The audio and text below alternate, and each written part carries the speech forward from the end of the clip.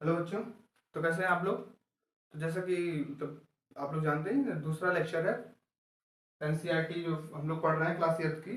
उसका दूसरा लेक्चर है साइंस का जो पहला चैप्टर है क्रॉप प्रोडक्शन एंड मैनेजमेंट। तो उसमें हम लोगों ने पहले लेक्चर में कई सारी चीज़ें हम लोग ऑलरेडी डिस्कस कर चुके हैं। तो ये उसी का दूसरा लेक्चर रहेगा। तो आप लोग अगर सारी चीज़ें समझनी है तो पहले आप लोग पहला लेक्चर देख लीजिए, ताकि आप कनेक्ट कर पाएँ चीज़ों को उससे। तो आप लोग को आसानी से समझ में आ जाएंगी वो सारी चीज़ें, ठीक है। तो इसमें मतलब इसमें हम लोगों ने क्या पढ़ा था, बेसिकली हम लोगों ने डिस्कस किया था कि एग्रीकल्चर प्रैक्टिसेस क्या होती हैं और क्यों होती हैं, ठीक है। कि एग्रीकल्चर प्रैक्टिस करने की ज़रूरत क्या है, ठीक, ताकि हम लोग को फूड मिल सके, ग्रेन मिल सके, ताकि हम लोग अपना भोजन कर सके, ठीक है। वो होती है, उसकी ज़रूरत होती है, बेसिक नीड जो होती है एग्रीकल्चर प्रैक्टिस करने की, वो यही होती है, ठीक है। अब अगली फिर इसके आगे हम लोगों ने क्या डिस्कस करा था, हम लोगों ने इसके आगे डिस्कस करा था कि कौन कौन से बेसिक प्रैक्टिसेस होती हैं जो कि किसी भी एक क्रॉप को ग्रो कराने के लिए, क्रॉप के प्रोडक्शन में यूज की जाती हैं, ठीक। कि कौन कौन सी बेसिक चीज़ें होती हैं जो हम लोग को एक प्लांट को ग्रो कराने के लिए करनी पड़ती हैं, ठीक है।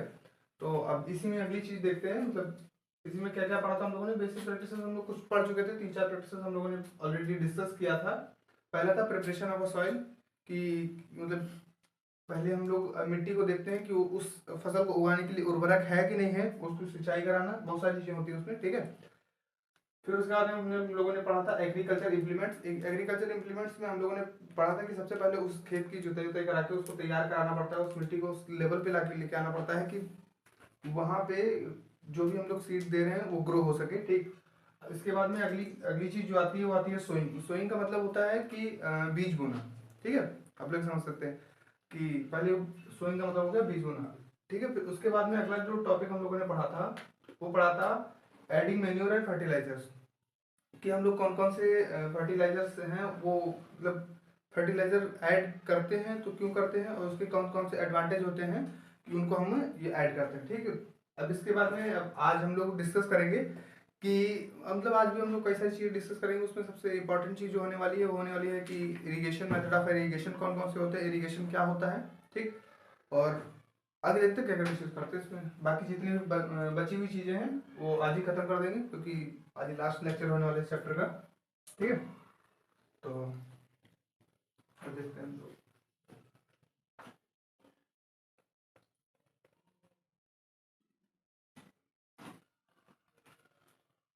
तो अगला टॉपिक जो हम लोग पढ़ने वाले हैं, मतलब समझने वाले हैं, वो है इरिगेशन।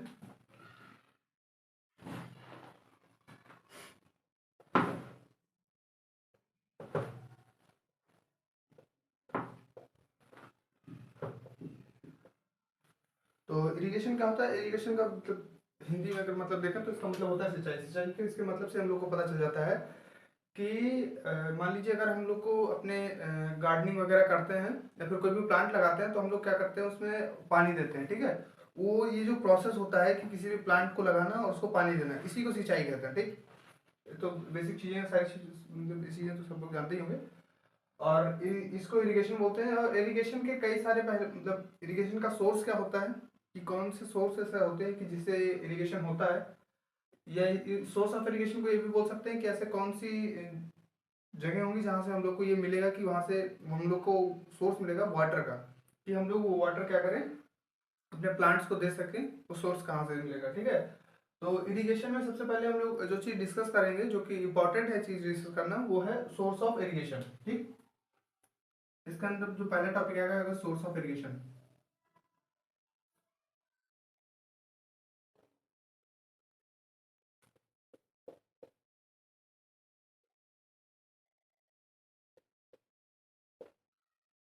इसमें जो सबसे पहला टॉपिक हम लोग को डिस्कस करना है वो है source of irrigation. Source of irrigation क्या होता है कि हम लोग को कौन कौन से सोर्स है हम लोग के पास, जहाँ से हम लोग को एक अमाउंट ऑफ वाटर मिल सकता है जितने की हमको ज़रूरत है, ठीक है। तो इसका जो सबसे मतलब आसानी से हम लोग को देखने को मिल जाता है, वो सोर्स ऑफ इरिगेशन क्या है, ग्राउंड वाटर। जैसे हम लोग कभी हम लोग पीने के लिए पानी का यूज करते हैं, वो हम लोग कहाँ से निकालते हैं, हैंडपम्प से, ठीक है, या फिर नॉर्मल टुल्लू पंप से, वाटर पंप से। तो वो सारी चीज़ें कहाँ से आती है, बेसिकली कहाँ से कनेक्टेड है, वो कनेक्टेड है ग्राउंड वाटर से। पहले के टाइम पे, एंशियंट टाइम पे हम लोग क्या यूज़ करते थे, वेल्स का यूज़ करते थे, कुएं का। तो कुआं भी क्या है कि कुएं भी एक ग्राउंड वाटर का यूज करते थे कुएं में भी हम। ठीक, ये सारी चीजें हो गई। और मतलब खेत में अगर पानी देना है, मतलब फार्मिंग में पानी देना है, तो वहां पे क्या होता है कि वहां पे बहुत सारा अमाउंट ऑफ वाटर चाहिए। ठीक है, ह्यूज अमाउंट ऑफ वाटर चाहिए। इसके लिए क्या करते हैं हम लोग, वहां पे यूज करते हैं पॉन्ड्स का और रिवर्स का यूज करते हैं ज्यादा करके हम लोग सोर्स ऑफ इरिगेशन में। तो सोर्स ऑफ इरिगेशन में हम लोग कई सारी चीजें देख सकते हैं, जैसे कि हो गया ग्राउंड लेवल वाटर का, मतलब रिवर लिख सकते हैं, रिवर को ले सकते हैं, रिवर्स को ले सकते हैं, फिर पॉन्ड्स को ले सकते हैं, मतलब तालाब, और कई सारी चीजें ले सकते हैं, ग्राउंड लेवल वाटर को ले सकते हैं।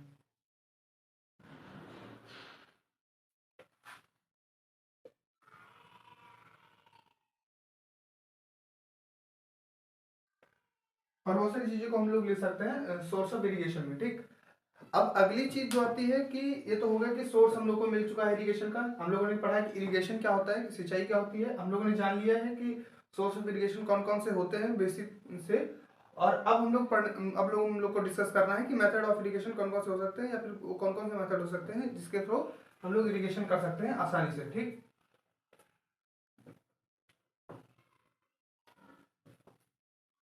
अब हम लोग पढ़ेंगे, डिस्कस करेंगे मेथड ऑफ इरिगेशन।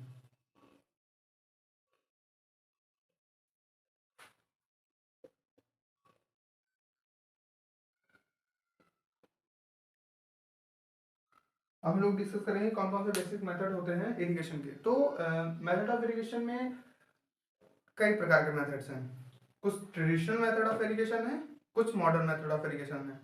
तो हम लोग जैसे मतलब मेथड्स में क्या देख सकते हैं हम लोग कि आजकल में हम लोग क्या यूज करते हैं, स्ट्रिंग्स का यूज करते हैं, मतलब स्प्रिंकलर्स का यूज करते हैं, फुहारेदार कई जगह पे सिंचाई होती है, या फिर ड्रिप सिस्टम का यूज होता है। ठीक है, पहले के टाइम पे कैनल यूज किए जाते थे, मतलब ऐसी चीजें यूज होती थी। तो मेथड ऑफ इरिगेशन में हम लोग को ये पढ़ना है कि सिंचाई के अलग अलग तरीके हैं। तो कौन कौन से अलग अलग तरीके हैं, जैसे कुछ चीजें हैं जो ट्रेडिशनल से चली आ रही हैं कि पहले के टाइम से भी वैसी सिंचाई होती थी, आज के टाइम पे भी वैसी सिंचाई होती है। ठीक, और कुछ नई चीजें जो हम लोग आज के टाइम पे यूज करते हैं, जैसे स्प्रिंकलर्स यूज करते हैं। तो क्या करता है कि कम अमाउंट ऑफ वाटर ही लगता है उसमें। ठीक, पहले के टाइम पे जो इरिगेशन होते थे उसमें ह्यूज अमाउंट ऑफ वाटर लगता था। तो धीरे धीरे आगे की जो सर्च है उसके हिसाब से हम लोग पढ़ेंगे।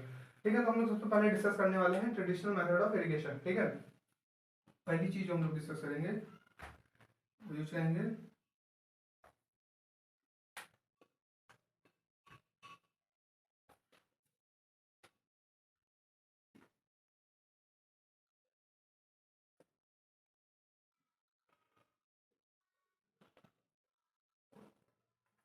Traditional method of irrigation.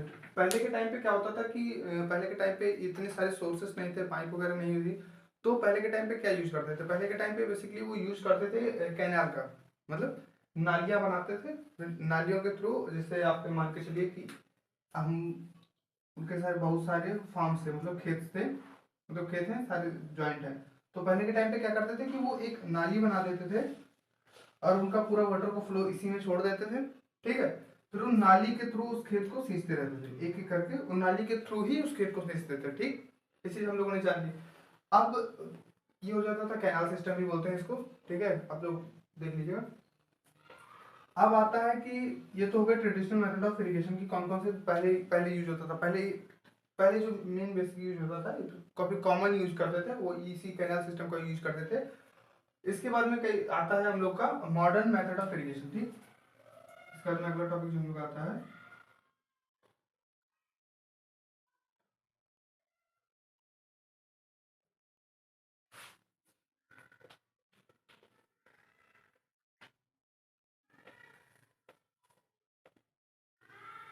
तो अब आजकल हम लोग क्या यूज करते हैं, हम लोग आजकल यूज करते हैं कि मॉडर्न मेथड ऑफ इरिगेशन आजकल यूज होते हैं। तो इसमें कई सारे प्रकार के जो मेथड्स हैं वो यूज करते हैं हम लोग। जिसमें सबसे कॉमन जो मॉडर्न मेथड ऑफ इरिगेशन है, वो सबसे कॉमन मॉडर्न ऑफ इरिगेशन क्या है, स्प्रिंकलर। ठीक है, इसमें सबसे कॉमन क्या है,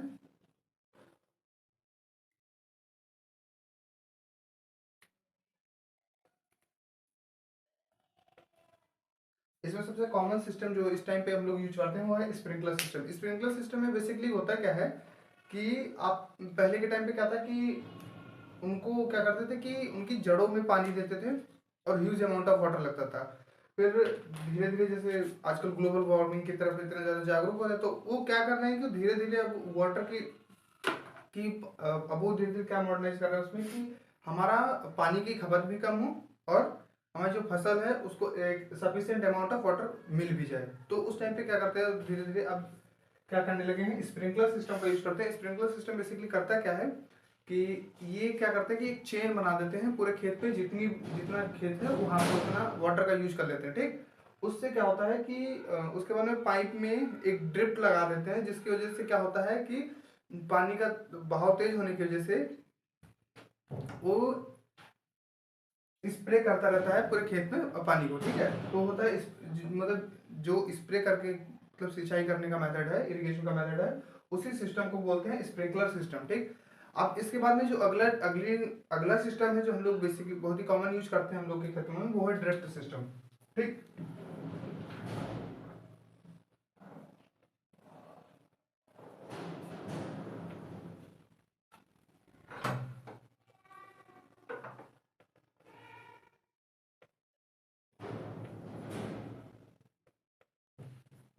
अगला जो मेथड है वो हम लोग का है ड्रिप सिस्टम। ड्रिप सिस्टम क्या है? ड्रिप सिस्टम में क्या होता था कि ड्रिप सिस्टम में क्या होता है कि वो स्टार्टिंग में लेके जाएंगे, मतलब पुराना वाला ही सिस्टम है, लेकिन अब क्या करेंगे कि वो अब पाइप्स का यूज करके उसको उसी खेत में ड्रिफ्ट करेंगे। ठीक, इस स्प्रिंकल में क्या है कि वो स्प्रे कर रहा है पूरे खेत में पानी, लेकिन यहाँ पे ऐसा नहीं है। यहाँ पे क्या होता है कि वो पाइप लगाएंगे, पाइप को बिछाया, पाइप लेके गए खेत में छोड़ दिया। ठीक है, तो इससे क्या होता है कि अभी भी ह्यूज अमाउंट ऑफ वाटर लग रहा है, लेकिन ट्रेडिशनल मेथड की तुलना में आजकल कम हो रहा है। ठीक, अब इसके बाद में जो अगला टॉपिक हम लोग का आएगा वो आएगा प्रोटेक्शन फ्रॉम वीड्स। ठीक है, तो यहाँ तक हम लोगों ने पढ़ लिया कि ड्रिप सिस्टम क्या होता है। अब जो अगला टॉपिक हम लोग को पढ़ना है वो अगला टॉपिक है प्रोटेक्शन फ्रॉम वीड्स। वीड्स क्या है? खरपतवार है, वही चीज है। अब जगह तो इसको हटा दे रहा।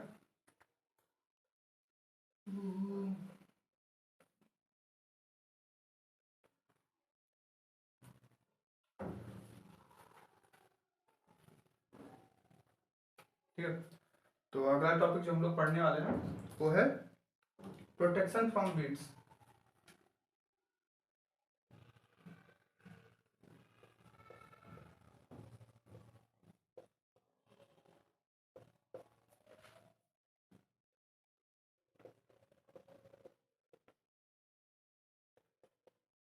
ठीक है, तो हम लोग देखते हैं प्रोटेक्शन ऑफ वीड्स। अब सबसे बढ़िया सवाल ये उठता है कि वीड्स होते क्या हैं। ठीक, वीड्स क्या है कि वो असल में खरपतवार हैं जो कि अनवांटेड होते हैं। कि खेत में अगर हम मान लीजिए कि गेहूं बो रहे हैं, तो उसके साथ में कुछ और भी घास फूस हैं या फिर कुछ मतलब और भी प्लांट्स जो है उसके साथ में ग्रो करते हैं। लेकिन हम लोग को क्या चाहिए कि हम लोग अगर कोई भी फर्टिलाइजर या मैन्यूअल कुछ भी ऐड करेंगे, तो हम लोग क्या चाहेंगे कि हम लोग का जो मेन क्रॉप है वो ज़्यादा ग्रो करे। ठीक है, ना कि वो जो वीड्स हैं वो ग्रो करें। ठीक, ये चीज़ समझ में आ गई आप लोग को। अब अब ये हो गया प्रोटेक्शन ऑफ, ये पता चल गया हम लोग को कि वीड्स होते क्या हैं, कि खरपतवार है क्या। अब ये जानना जरूरी है कि प्रोटेक्शन कैसे होगी उन खरपतवारों से, हम लोग की प्रोटेक्शन क्यों होगी, मतलब क्यों जरूरी है, क्यों पता चल गया आप लोग को। क्योंकि अगर वो रहेंगे खेत में तो फिर बाकी फसल का अच्छे से, बाकी पूरी फसल जो है वो अच्छे से ग्रो नहीं कर पाएगी। ठीक है, तो अब उनसे हम लोग अपने खेत को, अपने क्रॉप को प्रोटेक्ट कैसे करेंगे, उससे कई सारे मेथड हैं। जैसे कि एक तो होता है कि पेस्टिसाइड कि केमिकल्स का यूज कर ले हम लोग, जैसे कि बीबीटी, बहुत सारे केमिकल हैं उन लोग का हम लोग यूज करके फिर हम लोग अपने क्रॉप को जो है वीड से प्रोटेक्ट कर सकते हैं। या फिर दूसरा मेथड क्या है कि हम लोग क्या करें कि उन वीड्स की निराई करते हैं। ठीक, मतलब क्या करें कि उनको वीड्स को खेत से निकाल दें। ठीक है, पुल आउट कर दें। तो ठीक है, अभी हो गई प्रोटेक्शन ऑफ वीड्स, बस इतना ही है, इसमें ज़्यादा कुछ नहीं है। और अगला जो टॉपिक आएगा हम लोग का उसके बाद में ये होगा कि प्रोटेक्शन कैसे होती है वीड से, खरपतवार से कैसे सुरक्षा करनी है। हम लोग को पता चल गया कि इसके कई सारे मेथड हैं, वही हमने बताया आपको कि या तो उसकी निराई कर दें। ठीक है, या फिर या फिर क्या करें कि उस या फिर उसकी निराई करते हैं, या फिर दूसरा मेथड क्या है कि वो हम लोग मतलब फर्दर केमिकल्स डाल के उसको सुखा दें। ठीक है, वीड्स को। अब इसके बाद में जो अगला टॉपिक हम लोग का आता है वो है हार्वेस्टिंग। ठीक, मतलब कटाई। अभी हो गई कि हम लोगों ने अभी तक हम लोगों ने क्या किया है, अभी तक हम लोग का क्या क्या हो गया, अभी तक हम लोगों ने फसल को बो दिया, फसल की सिंचाई हो गई, उसमें हमने फर्टिलाइजर्स डाल दिए। अब क्या करना है, उसकी निराई हो गई। ठीक, कि मतलब उसमें से वीड्स सारे निकाल दिए गए हैं केमिकल से, या फिर केमिकल मेथड का यूज करके, अभी मतलब मैन्युअली, दोनों तरीके से भी हम लोगों ने पढ़ लिया। ठीक है, अब इसके बाद में जो चीज आती है, मतलब सातवीं चीज जो आएगी वो आएगी कि अब हम लोग को क्या करनी है, फसल को काटना है। ठीक, अब आएगा जो हम लोग का टॉपिक आएगा हार्वेस्टिंग।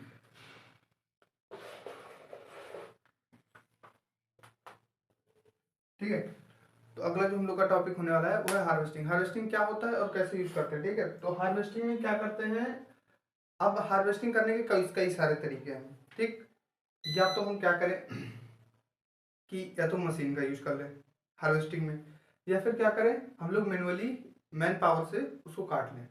ठीक है, या तो अपने हाथों से काट लें या फिर मशीन का यूज करके उसको फसल को हम लोग काट लें, और उसमें से क्या करें कि उस फसल को काट के उसमें से ग्रेन जितने हैं हमारे, ठीक है, उसको अलग कर दें, बाकी की क्रॉप अलग कर दें। ठीक, तो हार्वेस्टिंग में या तो मैनुअली कर लें, या तो आज के टाइम पे जैसे जैसे टाइम मॉडर्नाइज हो रहा है। ठीक है, पहले के टाइम पे क्या होता था कि पहले के टाइम पे केवल इन्वेंशन हुआ था थ्रेशर का।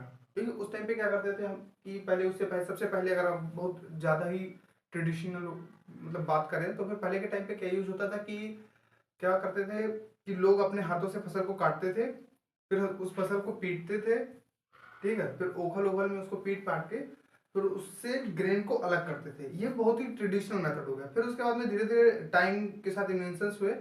फिर क्या हुआ कि मतलब साइंटिस्ट वगैरह ने इन्वेंशन किया थ्रेशर का। ठीक है, तो थ्रेशर में क्या होता था, फिर मैनुअली उसको काटा जाता था फसल को मैनुअली काटने के बाद में फिर उसको थ्रेशर में डाल के उसका ग्रेन अलग कर लेते थे और बाकी की फसल अलग कर ली जाती थी। ठीक, अब धीरे धीरे जैसे टाइम आगे बढ़ता रहा और नई नई खोजें होती रही, तो आज के टाइम पे क्या है कि आज के टाइम पे जो फार्मर्स हैं वो बेसिकली कंबाइन वगैरह का यूज करते हैं। इसमें वो क्या करते हैं कि वो मशीन की मदद से, ट्रैक्टर्स की मदद से कंबाइन को चलाते हैं। फिर उसमें क्या होता है कि वो फसल को काटने के साथ में उसका ग्रेन अलग करने का काम साथ में कर देता है। ठीक, ये हो गई, बात हो गई हार्वेस्टिंग की, कि उसकी फसल की कटाई कैसे की गई।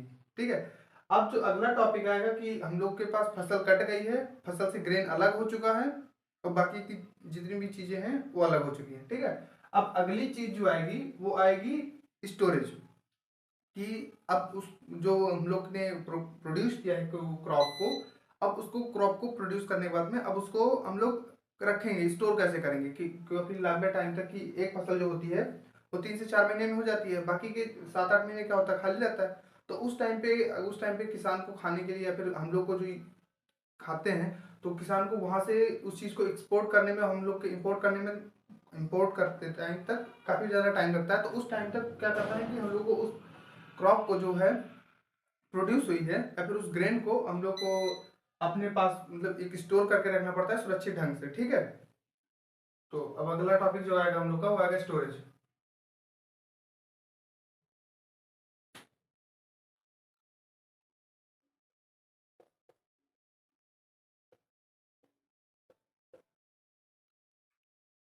ठीक, अगला टॉपिक जो है हम लोग का स्टोरेज। स्टोरेज क्या है कि स्टोरेज में अब फसल है, फसल कट चुकी है। ठीक, उसकी फसल अलग हो गई है, अनाज अलग हो गया है, ग्रेन अलग हो चुका है, बाकी की चीजें अलग हो चुकी हैं। अब क्या करना है, उसका स्टोरेज करना है। स्टोरेज क्यों करना है, क्योंकि कभी भी कुछ भी हो सकते हैं, नेचुरल इंसिडेंट्स कभी भी आ सकते हैं। ठीक, मान लीजिए कि किसी साल फसल खराब हो गई, फिर उस टाइम पे किसान क्या करेगा, क्या खाएगा, तो उस टाइम के लिए वो लोग क्या करते हैं कि फसल को स्टोर करके रखते हैं अपने पास। तो डायरेक्ट किसी फसल को खेत से काटने के बाद में लेके जाके स्टोर कर कहीं पे रख देना है, फिर कहीं पे रख के सोचे हम लोग कि वो स्टोर हो जाएगी, तो ऐसा पॉसिबल नहीं है। क्यों नहीं पॉसिबल है, इसके कई सारे कारण हैं। ठीक, तो इसका सबसे बेसिक कारण ये है कि उस टाइम पे उसमें क्या होता है कि मॉइस्चर होता है। कोई भी ग्रेन होगा उस जैसे ही वो खेत से कटेगा, तो उस टाइम पे जब हम लोग तुरंत अलग करेंगे, तो क्या होता है कि उसमें मॉइस्चर होता है। मॉइस्चर के कारण उसमें फंगी अटैक हो सकते हैं, वो सड़ सकती है फसल, मतलब बहुत सारी चीजें हो सकती है। फसल मतलब अब आपका जितना भी अनाज है, ग्रेन है, वो सारा का सारा बर्बाद हो जाएगा, वो किसी काम का नहीं रहेगा। ठीक, तो इसके लिए क्या करते हैं, इसके स्टोरेज के टाइम पे उसके प्रोविजन के लिए क्या करते हैं कि पहले के टाइम पे क्या करते थे कि धूप में उसको सुखा देते थे। ठीक है, जैसे फसल कटती थी, अनाज अलग होता था, अनाज को क्या करते थे कि अभी भी आप लोग गाँव में कोई जुड़ा होगा तो जानते होंगे कि गांव में क्या करते हैं कि फसल के कटने के बाद में उसको पहले सुखा लिया जाता है पूरी फसल को, मतलब पूरे अनाज को क्या करते हैं सुखा लेते हैं, फिर उसके बाद में वो स्टोर करते हैं कहीं पे। ठीक, इसके स्टोर करने के लिए वो जूट के बोरे यूज करते हैं, फिर नॉर्मल बोरे भी यूज कर लेते हैं, इसमें कोई दिक्कत नहीं होती।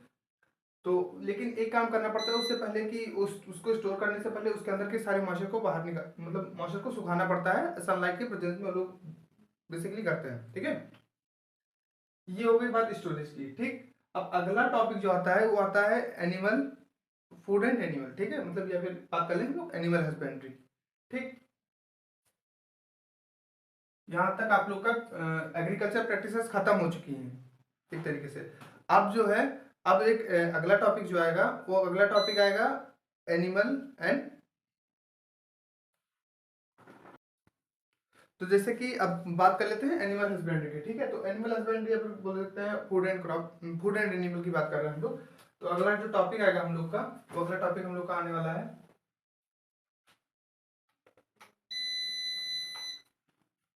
अगला टॉपिक जो हम लोग का आएगा वो आएगा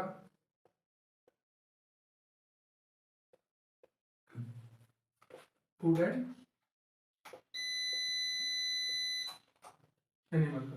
ठीक है, तो फूड एंड एनिमल अगला टॉपिक है। ठीक, तो फूड एंड एनिमल में असल में बेसिकली हम लोग को क्या पढ़ना है, बेसिकली हम लोग को ये पढ़ना है, इसमें सबसे जरूरी चीज़ ये है कि कौन से एनिमल्स के हम लोग को किस तरीके का भोजन प्राप्त कर सकते हैं। जैसे अगर हम लोग बात कर लेते हैं काऊ की, तो काऊ को फार्मर जो होते हैं वो पालते हैं। क्यों पालते हैं, उसका पालने का उनका एक मतलब प्लस पॉइंट ये रहता है कि उनकी जो बाकी क्रॉप्स की मतलब वो बची रहती है। जैसे आप तो जैसे आप लोगों ने मतलब देखा ही होगा कि क्या करते हैं कि किसान लोग जो उनकी क्रॉप क्रॉप को प्रोड्यूस किया, तो उस टाइम पे क्या होता है कि वो लोग अनाज को अपने पास रख लेते हैं। ठीक है, तो अनाज को अपने पास रखने के बाद में बाकी जो फसल का बाकी का स्ट्रीम होता है, मतलब तना है, बाकी उसकी पत्तियां हैं, वो सारी चीजें वो लोग स्टोर कर लेते हैं। तो उस स्टोर करके वो लोग फीड कर देते हैं एनिमल्स को। ठीक है, तो एक हिसाब से वो इससे इंटरकनेक्ट हो जाते हैं। ठीक, उनके जो खेत में बची हुई चीजें हैं उन्होंने वो फीड किया एनिमल्स को, और एनिमल्स को उन्होंने फीड किया, तो एनिमल्स बदले में उनको क्या देती हैं। अब अलग अलग एनिमल हैं, अलग अलग चीजें प्रोड्यूस करते हैं। ठीक है, जैसे सबसे कॉमन ले सकते हैं हम लोग काऊ, मतलब गाय का एग्जांपल ले सकते हैं। ठीक है, तो गाय क्या करेंगे कि अगर हम लोग गाय का एग्जांपल लेंगे तो गाय क्या करेगी कि अगर हम लोग गाय को फीड करेंगे, ठीक है, भूसा वगैरह कुछ भी फीड करेंगे, जो भी बाकी चीजें फसल में बची हुई हैं ग्रेन के अलावा, वो क्या करेगा, फार्मर उठा के काऊ को फीड करेगा, तो काऊ क्या करेगी, उसको बदले में उसको मिल्क देगी। ठीक, मिल्क भी एक तरीके का फूड ही है। ठीक है, वो भी रिच है प्रोटीन के लिए और बहुत बाकी बाकी बहुत सारी चीज़ों के लिए। तो एक हिसाब से मतलब पशुपालन जो होता है वो किसानों के लिए साथ साथ में हो जाता है। ठीक, तो इसी वजह से क्या होता है कि ये जो चीज़ें होती हैं कि जो फार्मर है फीड कर रहा है एनिमल को, ठीक है, एनिमल को पाल रहा है अपने पास में, तो सारी चीज़ें कर रहा है, तो इसी चीज़ को जो क्या बोलते हैं हम लोग नॉर्मल डेज में हम लोग इसको एनिमल हस्बेंड्री बोल देते हैं। ठीक है, बहुत ज़्यादा इसमें से सोचने वाली बात नहीं है। ठीक, बहुत बेसिक सा था। तो इसी टॉपिक के साथ में आप लोग का ये चैप्टर खत्म हो जा रहा है। ठीक है, तो ये चैप्टर आप लोग का खत्म हो चुका है, क्लास एट की साइंस का चैप्टर फर्स्ट खत्म हो चुका है। और अगला जो लेक्चर आएगा इस चैप्टर का, उसमें आप लोगों को इस चैप्टर के जितने भी क्वेश्चन आंसर हैं वो डिस्कस करा दिए जाएंगे। और इसका जो पीडीएफ है पूरे चैप्टर का पीडीएफ आप लोग को लिंक में मिल जाएगा डिस्क्रिप्शन बॉक्स में। और इसकी जो बाकी पॉइंट्स हैं वो सारे आपको लोग ऐड कर दिए जाएंगे। Thank you.